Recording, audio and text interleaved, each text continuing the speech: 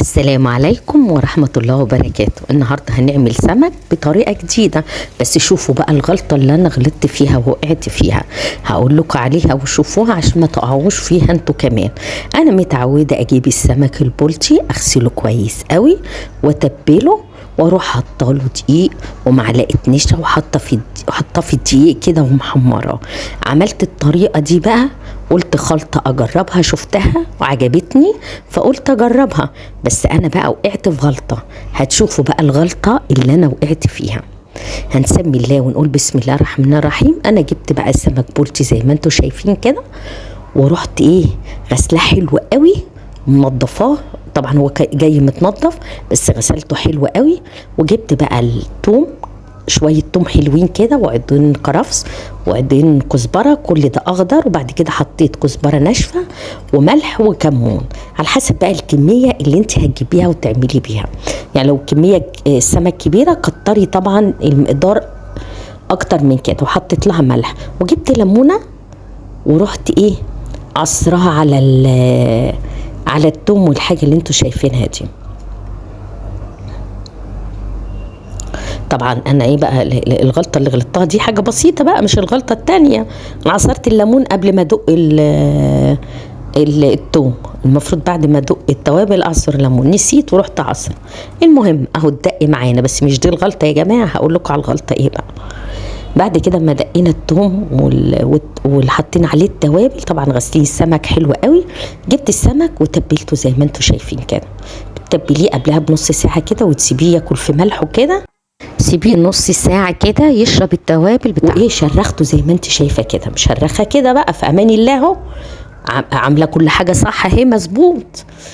اديته تشريختين زي ما متعوده كده، اعمل تشريخات كده بالسكينه. وبعد كده حطيت التوابل فيه لحد كده احنا ماشيين حلو قوي. ودي برضو نفس الطريقه، تعمل تشريخات بالعرض وبالطول، الطريقه اللي تريحك. طبعا بتقولوا يلا يا امينه قولي لنا ايه الغلطه اللي انت وقعتي فيها. هقول لكم عليها دلوقتي بس خليكم معايا.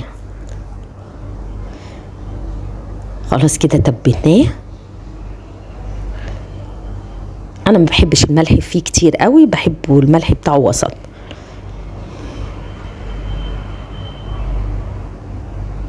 اهو ماشيين احنا مظبوط اهو، بنتبل حلو قوي اهو،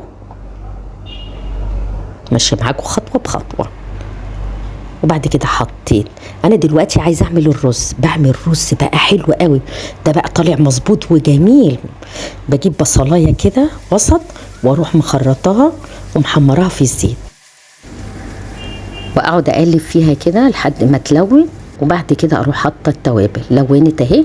احط بقى الملح والكمون والكزبره الناشفه ناعمين طبعا، واروح مقلباها كويس قوي.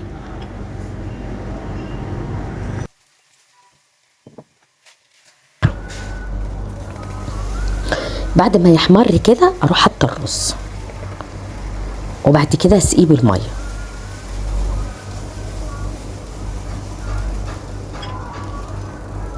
ده رز بلدي. بديله بقى تحميرتين كده في البصله، تشويحتين كده، واروح سقياه بالميه بتغلي يتشرب معايا كده، واوطي النار عليه بيبقى لونه بني وطعمه حلو قوي. لحد كده مظبوط، حاجتنا حلوه اهي مية مية. بعد كده بقى جبت دقيق زي ما انتوا شايفين اهو الدقيق،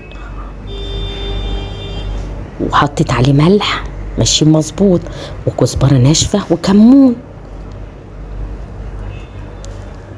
ورحت حاطه عليه ميه.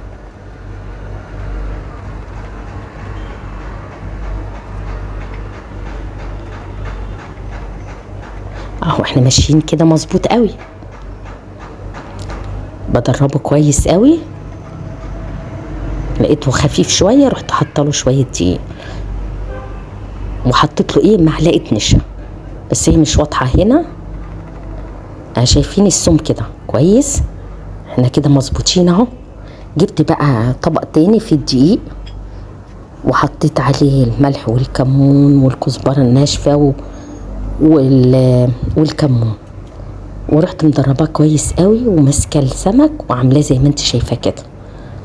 حطيته فيه الاول لما تحطيه في الدقيق عشان يشيل الخليط لما تيجي تحمري، عشان لو الخليط حطيتيه من غير الدقيق هتلاقيه يسيب من على السمكه. خلاص كده احنا حلوين حلوين. عملته كده بالدقيق خلاص اهو.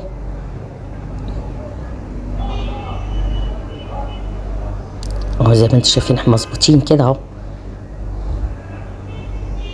خلص الكميه كلها. انا حاطه معلقه نشا على الدقيق هنا، وحاطه معلقه نشا على الخلطه اللي انتوا شفتوها اللي انا عملتها. خلاص عملنا السمك كده خلاص.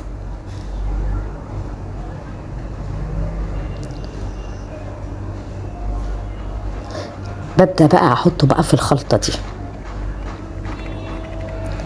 هقول لكم بقى على الغلطه اللي انا غلطتها. شايفين بقى لما حطيته في الخلطه كده انا مشرخاه، اما حطيته بقى في الخلطه دي، الخلطه دي سدت مسام بتاعه التشريخات.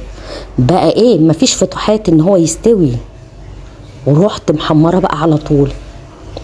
اتفاجئي بقى يا ستي بعد التعب ده، هتفاجئ الاقيه ني ومسويه حلو. طبعا انا متعوده اسويه سليم كده، بس ايه بقى، بعمله بالدقيق واروح محمراه على طول، فما بتتسدش التشريخات دي. فعشان ان انت تعمليه كده بقى هنصلح الغلطه دي. نعمل ايه، نروح قاسمين السمكه نصين، نعمله جزل.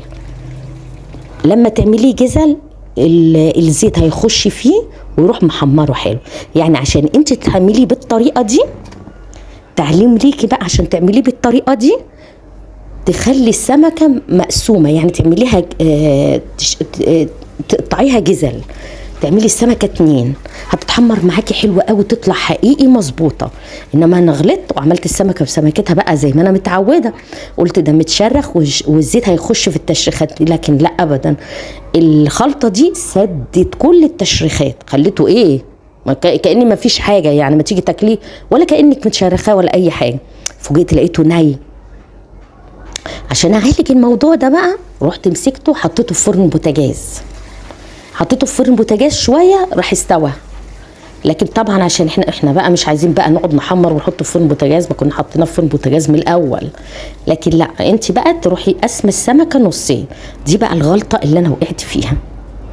انا حبيت بقى اعمله زي ما بعمله كده، السمكه بسمكته وشكله حلو بديله كده بيبقى شكله جميل. لكن اللي هتعمله بالخلطه دي، هي الخلطه دي جميله ومقرمشه وحلوه قوي، بس تقسمي السمكه 2 زي ما بقول لك كده، تقطعيها تعمليها جزل، هتطلع مظبوطه معاكي وحلوه قوي. وادي الرز اللي احنا عملناه، رز الصياديه خلص جميل في منتهى الجمال. وادي السمك اهو، وحطينا عليه البقدونس، هو طبعا حطيته في الفرن شويه واستوى. دي يا ستي الغلطه اللي انا غلطتها، ويا ريت ما تغلطيهاش. وبالهنا والشفا.